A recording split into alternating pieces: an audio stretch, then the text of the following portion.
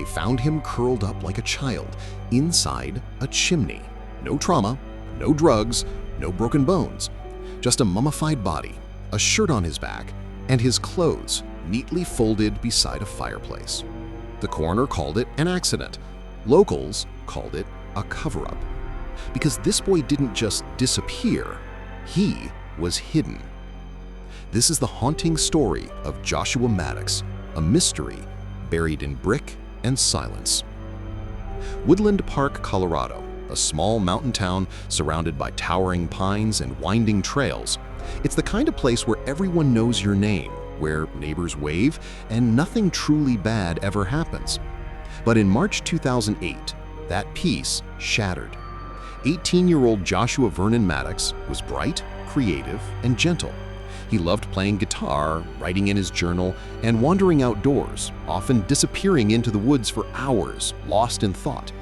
On March 8th, Joshua told his family he was going for a walk. It was nothing unusual, but this time, he never came back. At first, no one panicked. Joshua was known to be independent. Maybe he needed space. Maybe he went camping. But after a few days of silence, his father, Mike, reported him missing on March 13th. Search teams scoured the woods. Flyers went up across town. But there were no clues, no sightings, and no trace of Joshua. Weeks turned into months, months into years. And slowly, the case went cold. His family never stopped hoping. They believed Joshua was alive somewhere, maybe traveling, maybe just off-grid. But in their hearts, a shadow remained. 7 years later, in August 2015, demolition crews began tearing down an old cabin just a few blocks from Joshua's home. It belonged to Chuck Murphy, a local businessman whose family had owned it since the 1950s. The cabin was well known in town, once a lively hangout spot, now abandoned, falling apart and filled with dust and silence. As workers began the demolition, one of them noticed a strange odor and something lodged deep inside the chimney. When they looked closer, they froze. Curled in a fetal position, wedged between the bricks, was a mummified human body. Police were called immediately. Dental records confirmed the shocking truth. It was Joshua Maddux. After 7 years of searching, he had been just a few blocks away the entire time. The autopsy only deepened the mystery. Joshua's remains showed no broken bones, no stab wounds, no gunshots, and no drugs in his system. Cause of death? Undetermined. The coroner eventually labeled it an accident, claiming Joshua may have tried to climb down the chimney, got stuck, and suffocated. But the scene told a different story. Joshua was wearing only a thermal shirt. His pants, shoes, and socks were folded neatly beside the fireplace inside the cabin. The cabin was locked, the chimney was narrow, and the flue was sealed at the bottom. There was no open fireplace big enough for a person to crawl through. If Joshua entered from the roof, he'd have to remove a heavy metal grate first and somehow fold his clothes inside before climbing down? Something didn't add up. Chuck Murphy, the cabin's owner, didn't believe it either. He said, "There's no way that boy went down that chimney on his own. It's impossible." And he might be right. Investigators later confirmed that the chimney's bottom was sealed off, meaning Joshua couldn't have simply slid in. And the opening at the top was so narrow it would have been almost impossible for him to enter voluntarily. So, if it wasn't an accident, was it murder? The first proposed theory, which also happens to be the official ruling, is the accidental theory. The coroner believed Joshua removed his clothes to squeeze into the chimney, a phenomenon known as paradoxical undressing, which sometimes occurs during hypothermia. He may have sought shelter in the cabin, got disoriented, and tried climbing down the chimney to escape cold or warmth. But skeptics argue, how did he enter a locked cabin? Why fold his clothes neatly? And how could no one smell or notice his body for 7 years?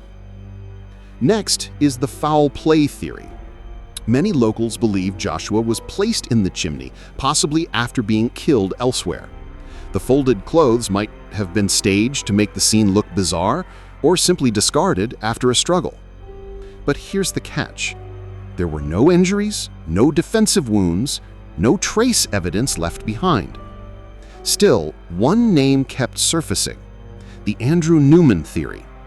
Friends mentioned a man named Andrew Newman, a troubled drifter with a violent record. He'd once been charged with stabbing an elderly man and assaulting a police officer, and reportedly, he'd bragged about putting Josh in a hole. Some believe Andrew lured Joshua to the cabin, killed him, and hid the body. But without evidence, no DNA, no confession, police couldn't act. Andrew was later committed to a mental institution, and the trail went cold. Finally, the stranger theory. Others suspect Joshua might have crossed paths with someone unknown, a hitchhiker, drifter, or vagrant who used the cabin as a hideout. The person could have killed Joshua and concealed his body. But again, there's no forensic evidence.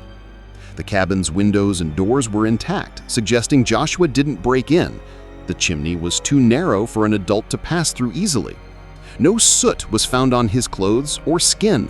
Strange if he'd slid down the flue himself. Everything about this case feels contradictory. An accidental death in an impossible location. Chuck Murphy insisted for years that Joshua didn't climb in himself. He believed someone placed him there, possibly to hide a crime. But with the cabin demolished and years gone by, crucial evidence was lost forever. Detectives revisited old leads, questioned locals, even re-interviewed Joshua's friends. But by then, too much time had passed. Weather, decay, and demolition had erased every clue. In the end, police closed the case with no suspects and no answers. Why were his clothes folded? Why was he shirtless in freezing weather? How did he get inside a sealed chimney? And why, in a small town, did no one notice the smell for years? Was this a tragic mistake or something far darker? Joshua's death remains one of Colorado's strangest mysteries, a riddle locked in brick and silence. Maybe he got lost, cold and desperate.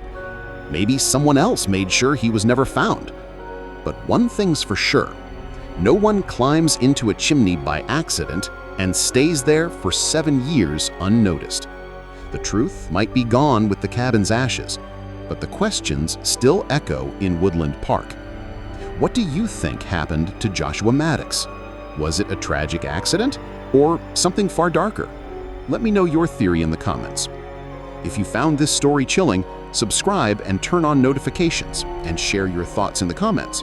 What do you think really happened to Joshua Maddux?